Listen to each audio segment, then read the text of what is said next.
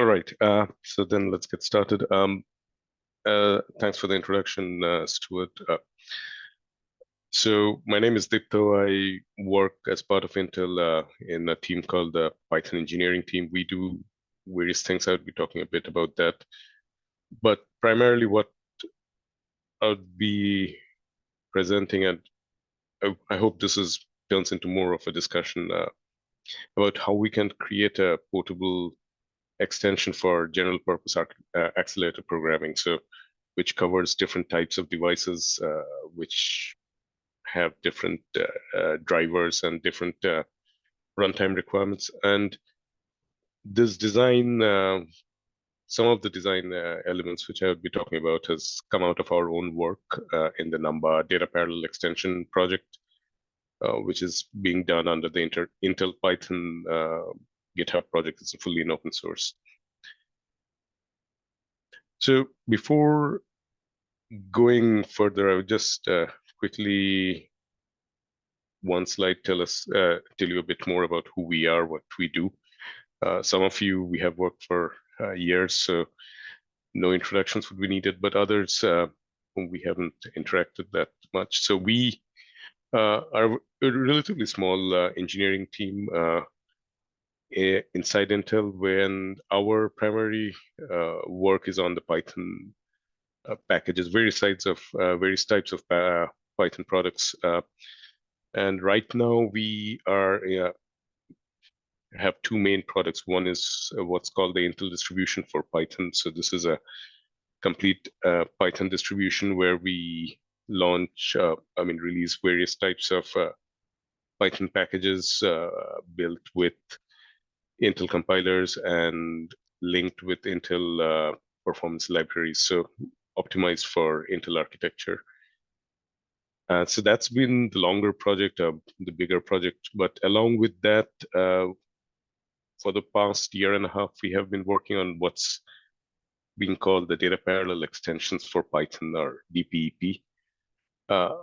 And my work on the Numba compiler falls under this data parallel extensions for Python. And the idea here is that we create small set of libraries and packages which we hope to upstream, and if they can't be upstream, then they at least are fully open sourced and pluggable into existing products. And these extension modules, the key goal is to enable the wider Python ecosystem for the Intel One API programming model.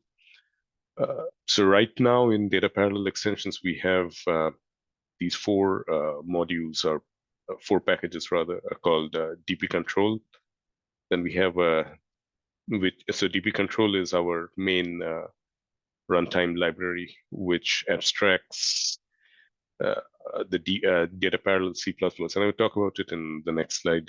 So it is primarily the device management, the queue management, device memory management. These kind of APIs are abstracted away in this package. And if you want to, for any other Python package, if they want to just access the device, the driver management, all this is abstracted away by DP control, dpctl. And then we have a tensor library built on the latest Python array API standard. It also uses DP control. And tensor right now is built using the SYCL USM, the Unified Shared Memory allocators. Finally, we have work in progress package called Data Parallel Numeric Python, DPNP, which is extending NumPy, which is a drop-in replacement for NumPy. So pretty much our equivalent of CuPy. So it supports different types of hardware with an overarching aim of supporting the whole of NumPy API. And finally, we come to Numba-dpex, which is what we would be talking about today. It is our extension to the Numba compiler to support One API plus SYCL. Briefly talk about what these are. And the goal, again, is how we can take Numba the existing Numba framework and bring it to different types of devices. And all of these, the data parallel extensions for Python, so the underlying, the runtime libraries and the drivers, all of these are from the Intel One API stack and use the SYCL programming language. So if you haven't encountered the term before, so SYCL is a new, well, now it's been going on for a few years, so I won't call it absolutely new, but for the past 4 or 5 years, it's been under development. The specs were finalized in 2020. So SYCL is an embedded C++ DSL language, which uses a single source programming style for accelerator programming in C++. So you write the host and the kernel part in the same source file, and then the compiler does the splitting up, and device compilation is separated out. So SYCL, one of the main benefits of SYCL, it's hardware agnostic. So in Intel's SYCL compiler and other SYCL compilers which are developed in the community, most of these support various types of devices. So not just Intel devices, even CUDA devices are supported, ROCm devices are supported. There's a SYCL compiler called Adaptive SYCL, which is done by a different community, not Intel. They even support OpenMP as a backend, so you can just run CPU level parallelization using the SYCL language. So the standard is, so SYCL is a standard, and it's not just one implementation. So Intel's implementation of SYCL is called Data Parallel C++.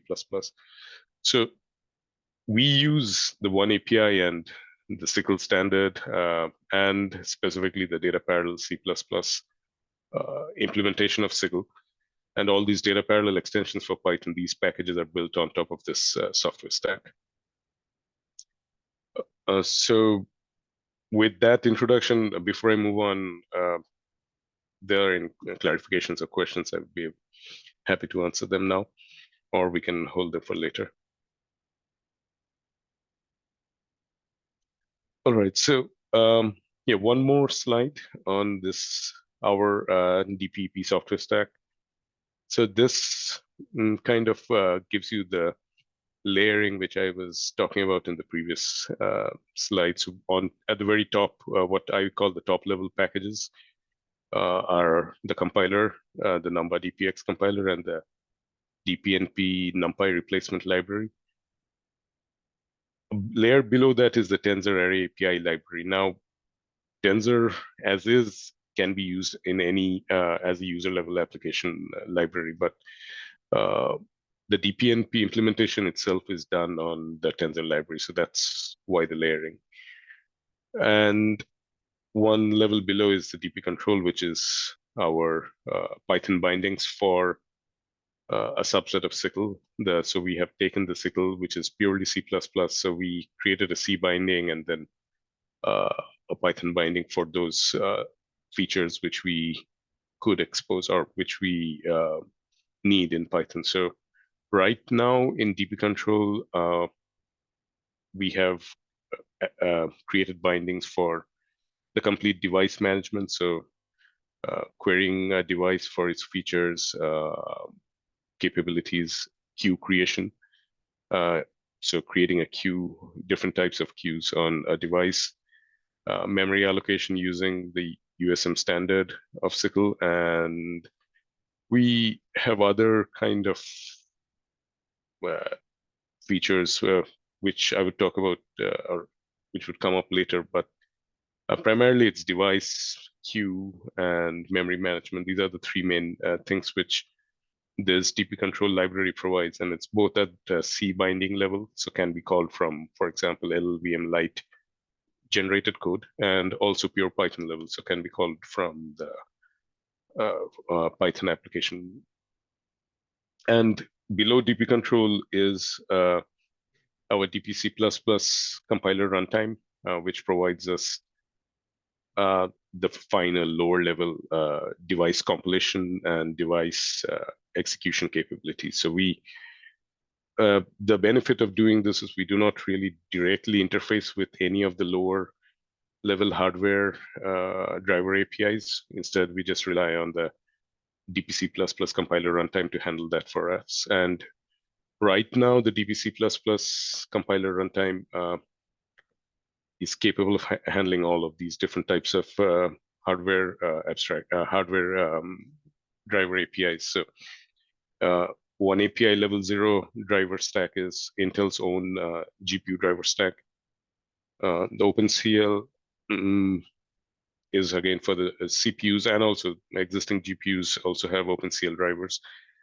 And then very recently, the beginning of 2023, it's available now in the open source. So we released a plugin to the DPC++ compiler, which allows the runtime to even interact with CUDA devices and also AMD ROCm devices. So yeah, this is pretty much a bird's eye view of the software stack of our DPEP software ecosystem.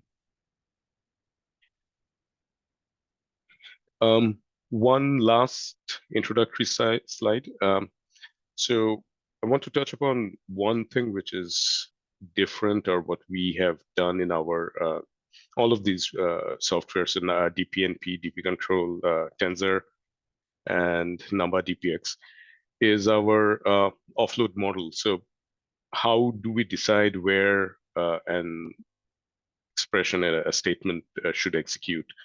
So this applies to, let's say, kernel launch. Where should a kernel or a kernel function be executed? How do you specify the queue that is? And for DPNP or Tensor, how do we control the device? So we follow the Python array API standard. So this is the specification which was finalized in 2021 or 2022. So I forget the exact date. So this is an open standard which was agreed upon by various industry partners. So we had Intel was obviously there,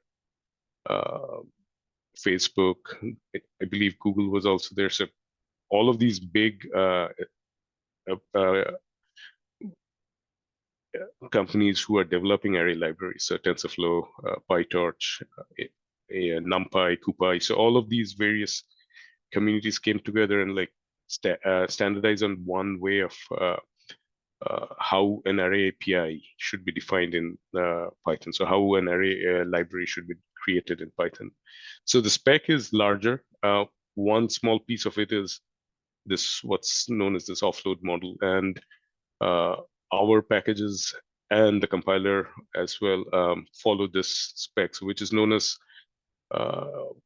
what we like to call the compute follows data standard. So I just want to touch upon it here because it would be pertinent later. For the compute follows data, the basic premise is that the execution is determined by where the data resides. So if I look into this box here,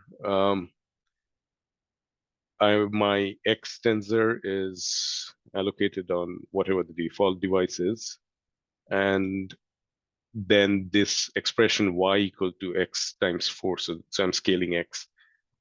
This automatically executes on whatever the default device, the runtime selected for when x was allocated, and y, the output of that computation, also resides on that.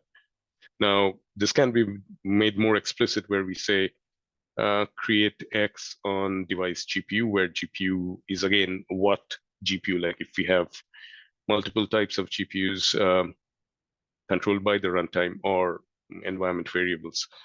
But our result is still the same. So we have x being allocated on this GPU device, and then the scaling operation happening on that device, and y automatically getting created on that same device.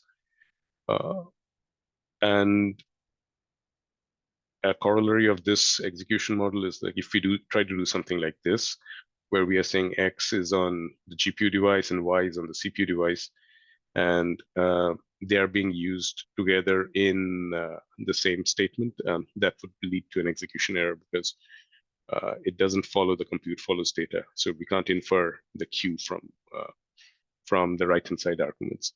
So all of our packages and the programming model for at least the offload part of it is based on this Python Array API compute follows data standard. So that I think concludes all the introductory material I wanted to talk about.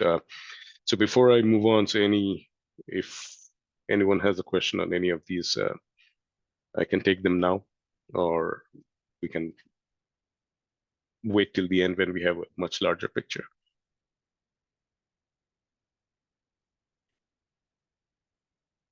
All right. So then if I move on, yeah.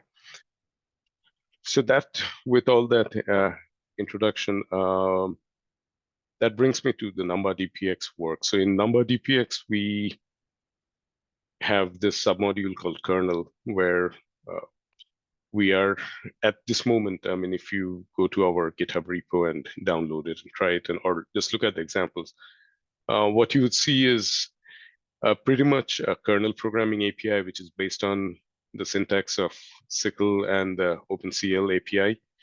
And the current implementation, pretty much we looked at how the Numba-CUDA backend is implemented and followed it as closely as possible. And I guess there have been recent changes in the past 2 years in the Numba-CUDA implementation, which has diverged some of the code, but you would still see the similarities. So this was our initial attempt where we just wanted to create a pretty similar kind of an API and execution model where you write we are calling this a kernel, but you could just think of it also as a Numba-CUDA decorated function and compile it down to, in our case, PIRV, and launch that on whatever device is specified in the kernel launch phase.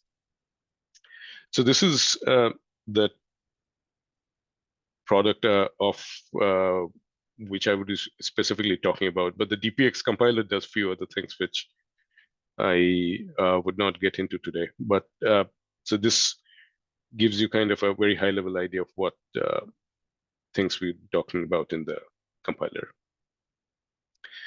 So with that, I'd just directly jump into the architectural specifics, like what we want to propose.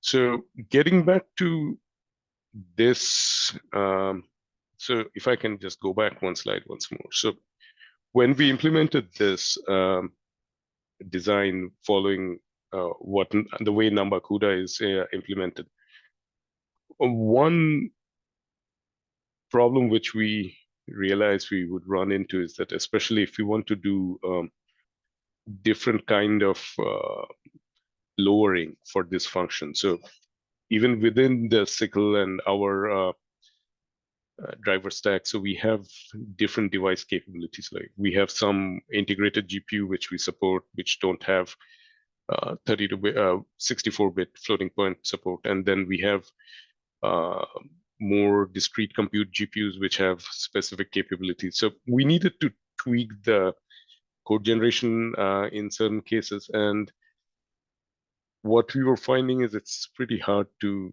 define different implementations for the same, the same operation. So if you want to have two different lowering patterns for the same operation based on different what target we are compiling for, that involved a lot of duplication, and it was just getting unwieldy at some point. So with that starting point, and we also were thinking of how we can provide a CUDA support, the CUDA backend for our this kernel front end, like especially since now the DPC++ runtime supports CUDA, similarly for ROCm. So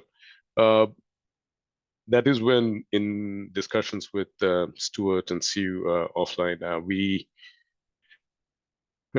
realized that this would be a bit hard to do in the current way. This front end and the lowering has been implemented. So that's the problem with this, which we are trying to solve with this new architectural proposal. It rests on two main things. So the central box and then the one on the right, the launcher API. So, and I would get to what the left hand side, the Python kernel API is, but I would start with these two main boxes. So the problem with the existing implementation, and I believe Numba CUDA is also suffers from the same limitations, although it may not manifest that often for in that case. But the main issue is twofold. One is since these implementations, ours and Numba CUDA's, do not really follow the Numba high-level extension API. So these are not written using overloads, but are using the lower-level extension APIs. It really makes it hard to have multiple implementations of the same operation. And so that's the first thing. So which we are doing right now, rewriting the compiler using this target-specific overloads feature, which is there in Numba for, I think, a while now. So for the past 2 years. The idea is if we create a target context for a specific hardware backend, and then the same API can be, overloads for the same API can be added to that target context, and we can have several of these target contexts pretty much re-implementing the standard kernel API. Of course, along with this, other benefits of having these target contexts, which is already getting done both by CUDA and us, is we can plug in our own code gen libraries, a data model manager, possibly even a ufunc database. But this compartmentalization, this becomes where what's missing right now is this overloads, since the API for the programming the kernels, I'm talking about things like, in our case, get global ID, get local ID, atomic operations, barriers, and similar things exist in CUDA, of course. So these functions is what we would re-implement, need to be re-implemented as overloads, just to make it easy to have multiple implementations of the same function, but each in a different target. So the middle layer is just talking about this. So we are proposing, at least in the DPX world, to add a common decorator. As I said, we are using something called kernel. And this is another subtle difference between the way Numba CUDA works and what we do. So we just introduced two different decorators for kernel functions and device-only functions. But this is just syntactic sugar. And along with this decorator, we have a new dispatcher class, which inherits from the CPU dispatcher, but changes how the compilation works. So potential switch of which target to use gets done during this dispatcher compile functionality, and then of course the caching, if different targets have different caching needs, that can be also handled. So we created this kernel dispatcher class, which then has a supporting kernel compiler following what Numba CPU dispatcher does. And so these two bits are common across all the different targets. And then below these, we have the various target contexts. So right now we are working on something called a DPX kernel target context, an experimental kernel target context, but eventually we would want to have various different types of target contexts. So there can be a SPIR-V, a CUDA, a ROCm, and under the SPIR-V, there can be even further specialization, a SPIR-V32 target context. But that gives us this clean separation and a clean design to implement a backend essentially to our compiler, to the lowering.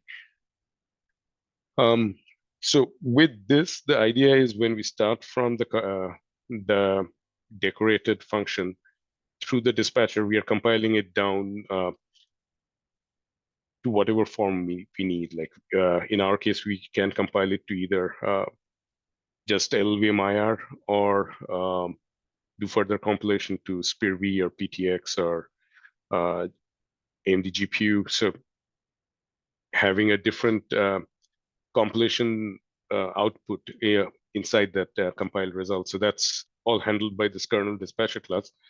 But along with that, the main other thing, so this does not so much apply to the Numba CUDA or our existing stack, but to the CPU dispatcher. So right now, the call, so when we actually execute a function, a compiled function, that is handled completely by the kernel dispatcher with the dispatcher class, which is written in C++ as an extension. So that's something we want to actually split out. Now, that's where this launcher API, which is a standalone call kernel function, comes in. And the reason for doing that is it just simplifies the way different types of kernels can be submitted and launched, so to speak, on different types of devices. So splitting this launcher API out of kernel dispatcher, the benefit we saw was it's easier to implement. We implemented this call kernel as a ngjet function, so it's still a compiled native function, but it's not. It's written in like Python plus some intrinsics, which we had to write. But it just makes it way more modular because we can create different types of call kernels. Again, these can be overloaded, and we can handle different backend specific requirements, such as how should the queue be determined? How should the driver level binary be compiled?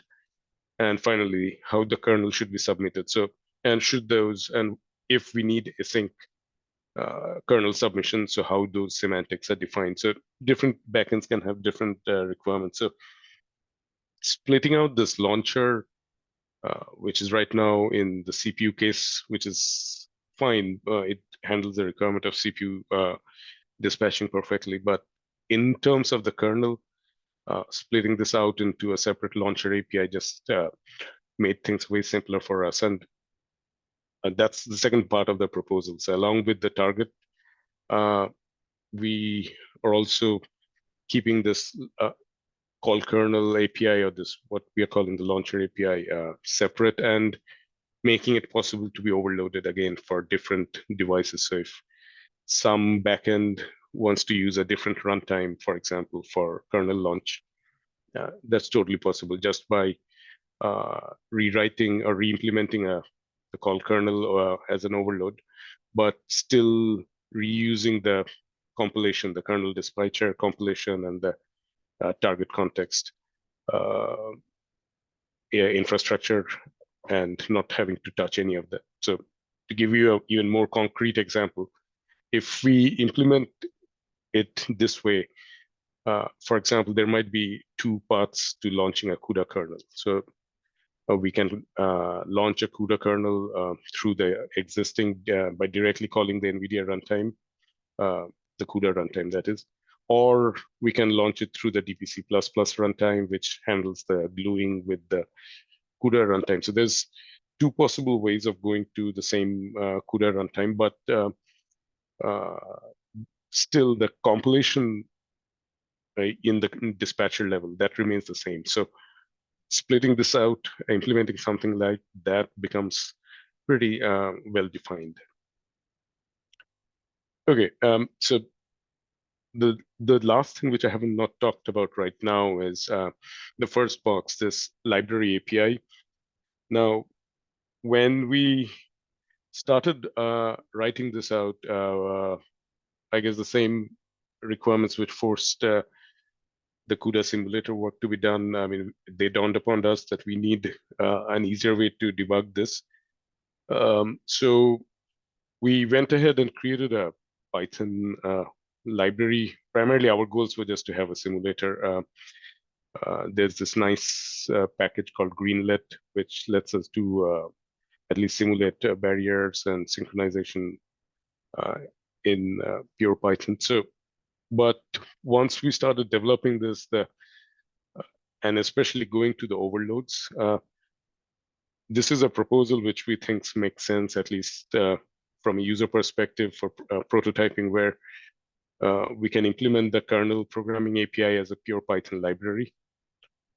And these are the functions which then are overloaded in the target context. But if we do it this way, a user can just start writing a pure Python function which implements a kernel.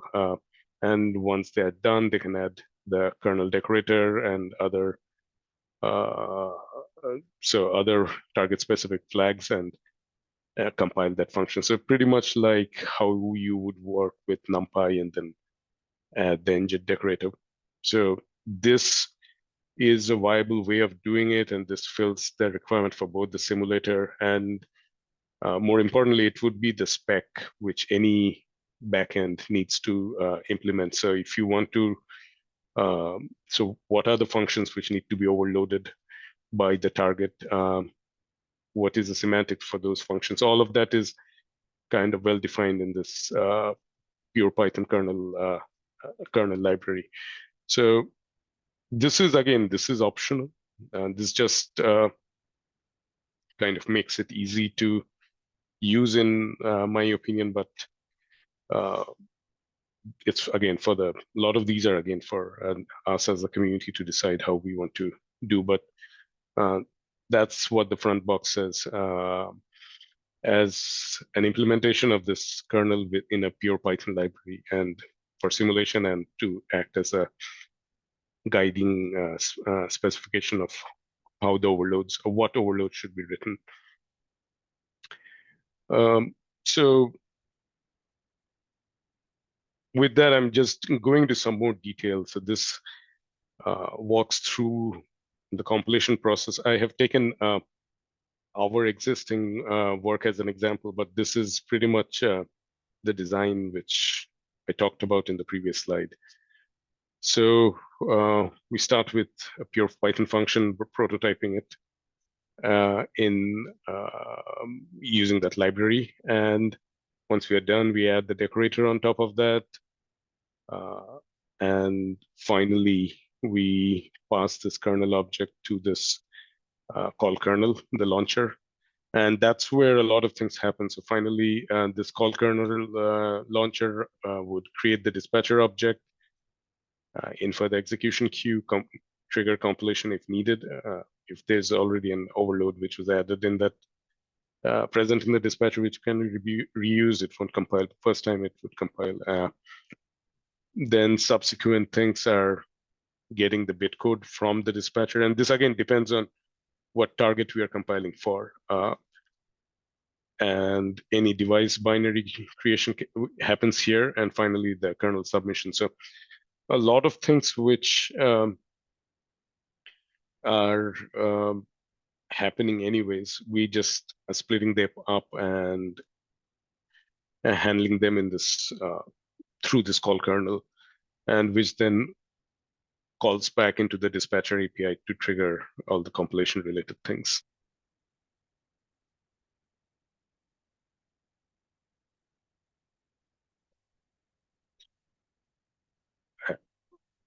So yeah, I have just 2 more slides, and I'd like to take some questions after that. But yeah, I'd give you an example of how this works.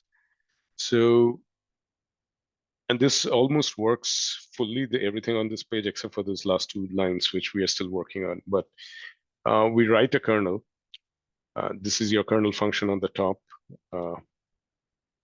And then the execution of this kernel is kind of, we can make it completely device agnostic, where in this, the actual function where this gets invoked we are creating a DPNP array A and then these two arrays, passing them to call kernel, and then setting this environment variable which defines what this default device is.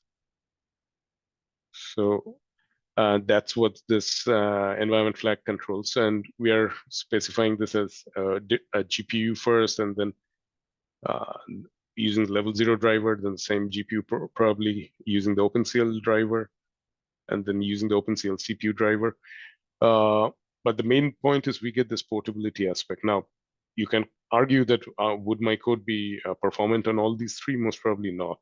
We would need fine tunings which to get it to be performant. But at the basic level, we get the basic portability of writing this kernel once and executing it on different devices. Given our DPC++ runtime supports it, we should be able to do this CUDA and ROCm also at some point in the future once that code is complete. But this is kind of what I have been building up to so far, like what would be possible once this architecture is fully implemented, how we can make it modular and support these different functionality.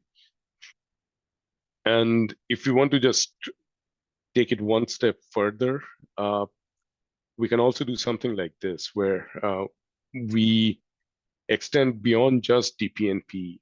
We can just also pass in NumPy, and when we do call kernel, we just compile it into an OpenMP function, an OpenMP parallel function, which can then be executed using OpenMP. And this is something which, as I said, Adaptive SYCL, which is a non-DPC++ SYCL implementation. It's a community-driven work. They do this. So they take the SYCL API, which is primarily this, the get global ID, and yeah, in this case, we are just doing this. So they translate the SYCL API into OpenMP directives and just do CPU parallelization using OpenMP. So once we have this architecture in, I mean, this becomes a distinct possibility. We can, so this kernel concept can very easily be extended to host arrays and parallelized using OpenMP or other threading layers. Yeah, so I think that's the last slide. There are few details I obviously skimped on, but yeah, that's all the slides I have today. I would pause and take questions or general discussions. I'm glad to answer any questions.